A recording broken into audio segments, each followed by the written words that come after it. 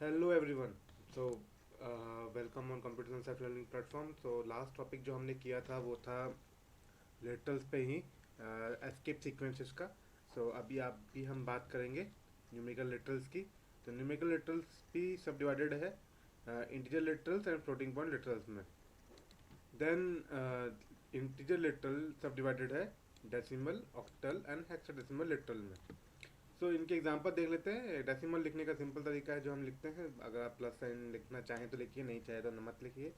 And then octal में क्या है कि ऑक्टल में जो है वो आपको ज़ीरो से एंड देन ओ, यानी कि ज़ीरो ओ के फॉलोइंग कोई भी ऑक्टल डिजिट लिखेंगे वो ऑक्टल नंबर हो जाएगा। देन हेक्साडेसिमल का रूल है कि वहाँ ज़ीरो और एक्स, चाहे स्मॉल एक्स चाहे कैपिटल लिखेंगे, और आप उसके आगे कोई भी हेक्साडेसिमल डिजिट लिखेंगे वो हेक्साडेसिमल नंबर बन जाएगा। Floating point literals two parts में डिवाइडेड है, एक फ्रैक्शनल फॉर्म एक एक्सपोनेंट फॉर्म। तो एक्स फ्रैक्शनल फॉर्म जो है वो नॉर्मल फॉर्म जो हम लिखते हैं पॉइंट की फॉर्म में वो है। तो 0.3 -5.77 ये सारे जो है ये फ्रैक्शनल फॉर्म है। एक्सपोनेंट फॉर्म में क्या है, थोड़ा सा डिफरेंस है। देखिए एक्सपोनेंट फॉर्म में 0.57 E01 ये जो लिखा हुआ है इसको हम लिख सकते हैं 0.57 multiplied by 10 की power 1, it is equal to that one. And then 34.9 जो है e minus three is 34.9 into 10 की power minus three, that is the meaning of this e here 10। So this way हम कर सकते हैं ना। फ्लोटिंग पॉइंट लिटरल इसको बोलने के पीछे रीज़न मैं आपको बताना चाहता हूँ। फ्लोटिंग पॉइंट लिटरल इसलिए बोलते हैं क्योंकि जो हमारा पॉइंट है यहाँ पे ये फ्लोट करता है, इन द सेंस कि आप एक ही नंबर को अलग अलग तरह से लिख सकते हैं। जैसे 0.3 को मैं लिख सकता हूँ 3 × 10 की पावर -1, या 0.03 मल्टीप्लाइड बाई 10 की पावर 1। तो इस तरह से जो है मेरा पॉइंट है वो फ्लोट करता है, हम डिफरेंट तरह से एक ही चीज़ को लिख सकते हैं। फिर दो और लिटरल हमारे जो है इस कोर्स में है जिसे हम बोलते हैं, आप बोल सकते हैं बुलियन लिटरल्स, जो कि ट्रू और फॉल्स वैल्यू देते हैं, जिसमें टी कैपिटल होता है, एफ कैपिटल होता है। And special literal none, none मतलब अननोन वैल्यू। समटाइम्स हमें वैल्यू देने की ज़रूरत पड़ती है, वो वैल्यू जो है हमें अननोन होती है, हमें मतलब ज़रूरत होती है कि हमें कुछ तो पास करना है लेकिन हमें पता नहीं हम क्या वैल्यू पास कर रहे हैं। उस केस में जो है हम नन पास करते हैं। नन का मतलब सीधे सा है अननोन, मिसिंग थिंग, जिसके बारे में हमें पता नहीं है, ये ना ही ज़ीरो है ना ही एम्प्टी है, कुछ भी नहीं है, ठीक है, बस अननोन।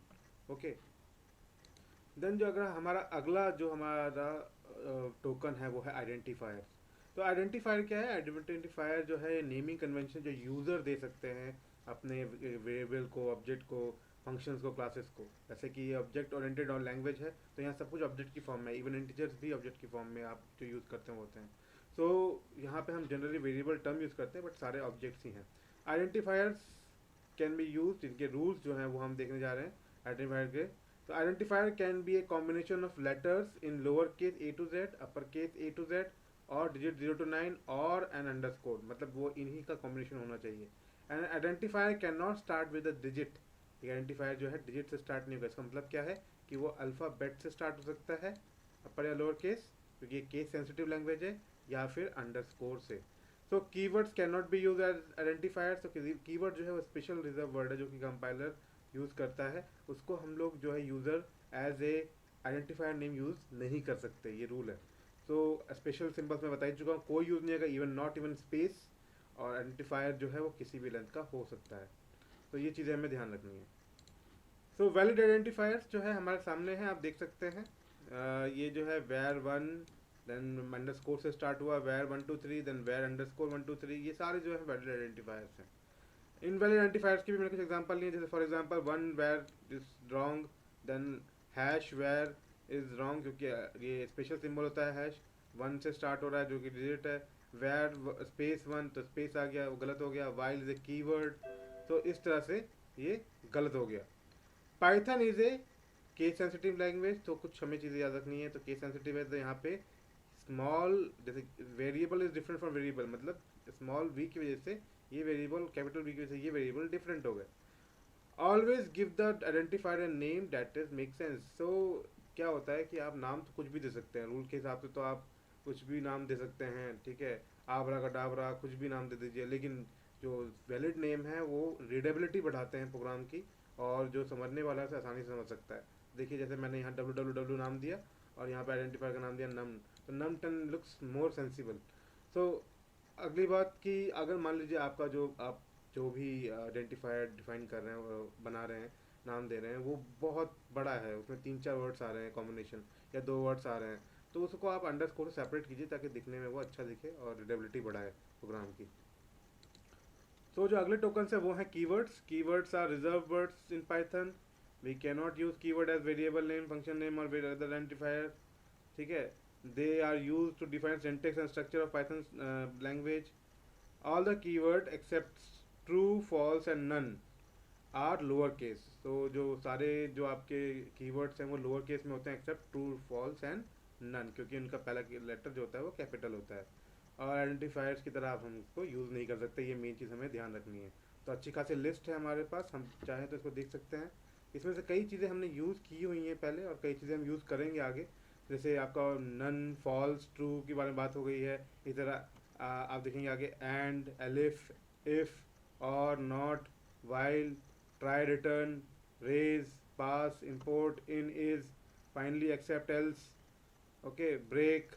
ये सारे हम लोग बहुत इनमें से हम यूज़ करके देखेंगे। तो जिनका यूज़ आप चाहते हैं देखना खुद, उनको आप जो है नेट पे सर्च कीजिए, आपको मिल जाएंगे इनके यूज़ करने के लिए, अगर आप और भी यूज़ करना चाहते हैं तो।